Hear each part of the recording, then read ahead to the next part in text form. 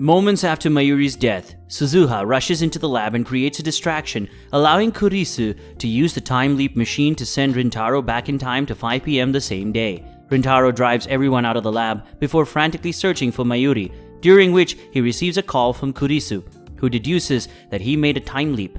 Finding Mayuri, Rintaro attempts to flee with her to the station, only for the trains to have stopped. When they are both approached by rounders, they attempt to flee, but Mayuri is once again killed when she is run over by Moeka's car. Escaping the rounders' clutches and performing another time leap, Rintaro locates Mayuri earlier and escapes to the subway station. However, Mayuri is killed once again when Yugo's daughter, Nei, accidentally pushes her in the path of an oncoming train. Devastated, Rintaro vows to keep leaping to the past until he manages to save Mayuri. As each of Rintaro's attempts to save Mayuri keep failing, he learns from Moeka that the lab was targeted by CERN due to their creation of a time machine and their plan to publicly announce it. Falling into despair over his repeated failures, Rintaro is approached by Kurisu, who gets him to reveal his situation and gives him key trigger phrases to get her past self to cooperate with him. After being sent to just before the time leap machine's completion, Rintaro manages to obtain Kurisu's aid before they are both approached by Suzuha. She explains that to save Mayuri, they need to escape the Alpha World Line attractor field, where Mayuri is doomed to die due to the converging nature of world lines and cross of the 1% divergence point to the Beta World Line, where the outcome might be different. Suzuha then takes Rintaro and Kurisu to the crashed satellite, which turns out to be a time machine, and reveals she is in fact John Titor and has come from the future 2036.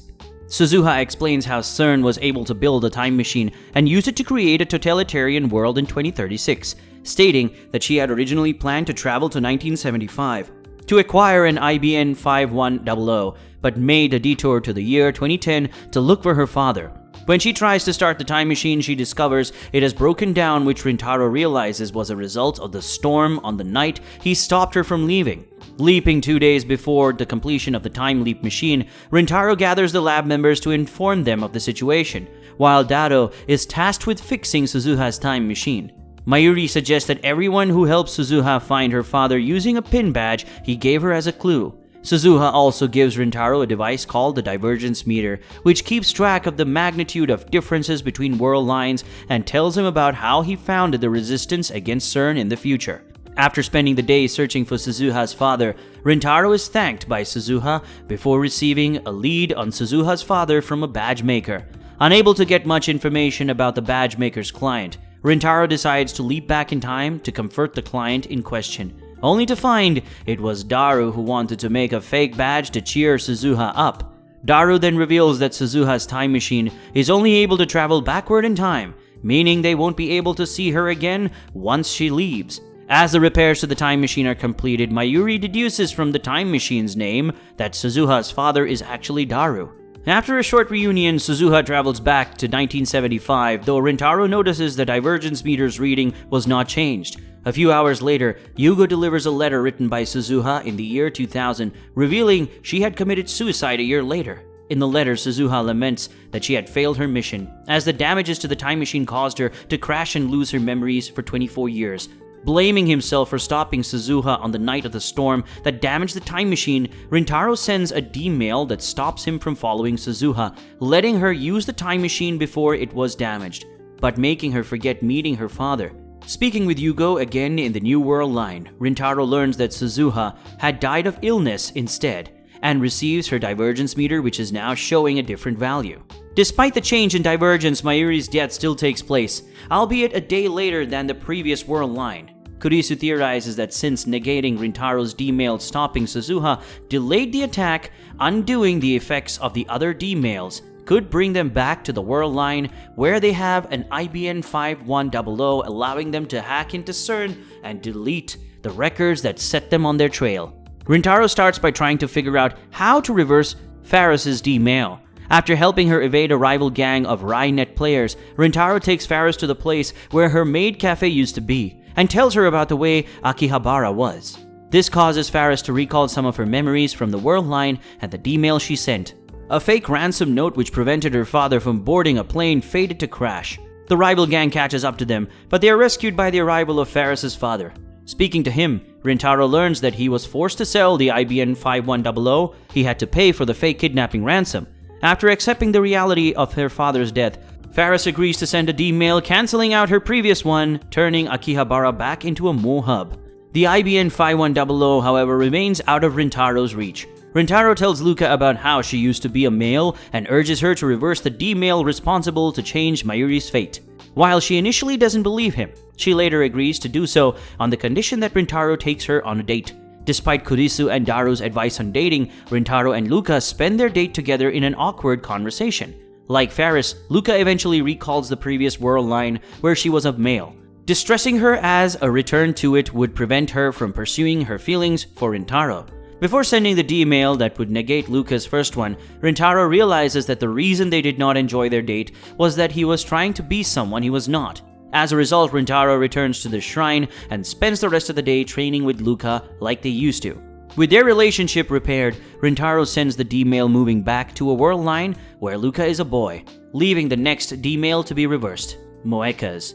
Arriving at Moeka's apartment only to learn that she committed suicide, Rintaro leaps to an earlier time, finding Moeka to be a nervous wreck due to not having been contacted by the person known as FB, who had given her the orders to find the IBN 5100. Rintaro steals Moeka's phone and sends a D-mail from it, but discovers that she had lied about the contents of the message she had sent in the previous world line. Confronting Moeka about FB and telling her about her future suicide, Rintaro finds the offending text, which involves the location of the IBN 5100, but annuling it via another D-mail still does not change the world line.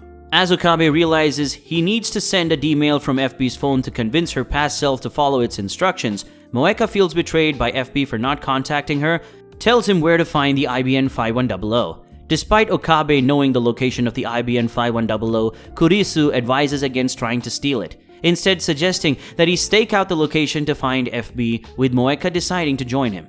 As they observe the IBN 5100 being taken out, they follow it as it is passed along to several people, including Yugo, before it ends up on a plane bound for France, where CERN is located.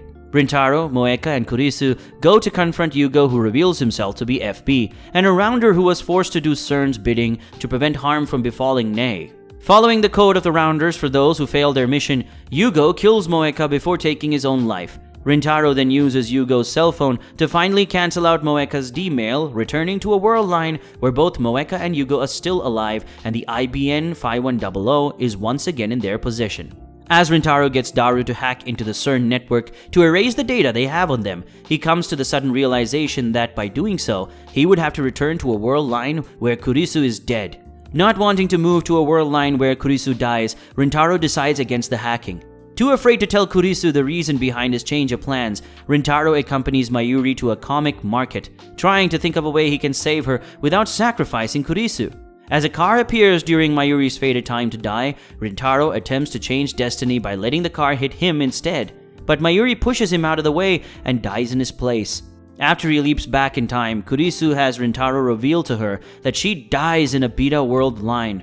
Later, Rintaro finds Mayuri visiting her grandmother's grave, overhearing that she has been having dreams of the time she has died, and that she's noticed Okabe's suffering. Meanwhile, Kurisu visits the location where she is destined to die in the Beta world line. Kurisu reveals to Rintaro that she recalls her stabbing from dreams, as well as Rintaro's various attempts at saving Mayuri. When Kurisu tells Rintaro that she should save Mayuri over her, he cannot accept it and runs back to the lab. As Rintaro attempts to time leap again, Kurisu stops him, worried that seeing Mayuri die over and over will destroy him. After giving in and choosing to save Mayuri, Rintaro tells Kurisu he loves her, to which she responds by kissing him. The next day, Kurisu prepares to return to America, while Rintaro and the others delete the original D-mail from the CERN network. Just after erasing the data, Kurisu returns to the lab to tell him that she loves him, but is cut off as Rintaro shifts back to the Beta world line.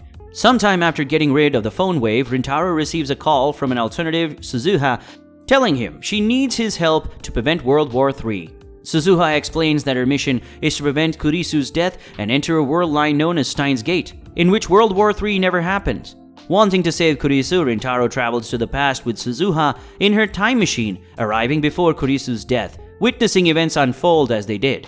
Rintaro briefly runs into Kurisu, explaining their prior encounter before hiding in the room where she will be stabbed. There, Kurisu meets with her father, revealed to be Dr. Nakabachi, who attempts to take ownership of her time travel theory for himself. Rintaro attempts to save Kurisu, but inadvertently stabs her himself, allowing Nakabachi to escape with her theory to Russia, an event that will lead to a time machine, arms race, and eventually World War III. As Rintaro falls into despair and refuses Suzuha's offer of a second attempt, Mayuri slaps him, stating that he was never one to give up on someone or something. Suzuha then reveals that Rintaro was intended to fail the first attempt so that the scrambled video message he received on the day of Kurisu's death could be made viewable. This turns out to be a video from his future self, explaining that the key to saving Kurisu without changing the events that led him to develop the time machine and causing a paradox is to fool his past self into believing Kurisu had died. Picking up a light-up sword to use its liquid as a substitute for Kurisu's blood, Rintaro and Suzuha return to the day of Kurisu's death to prevent a metal upatoi that would prevent Nakabachi's paper from being destroyed by an onboard fire. Rintaro obtains it himself so that Mayuri ends up with a plastic one, which would later make its way to Kurisu and Nakabachi. Finding that the liquid in the gadget has dried up, Rintaro provokes Nakabachi into stabbing him, leading him to run off in fear with Kurisu's theory.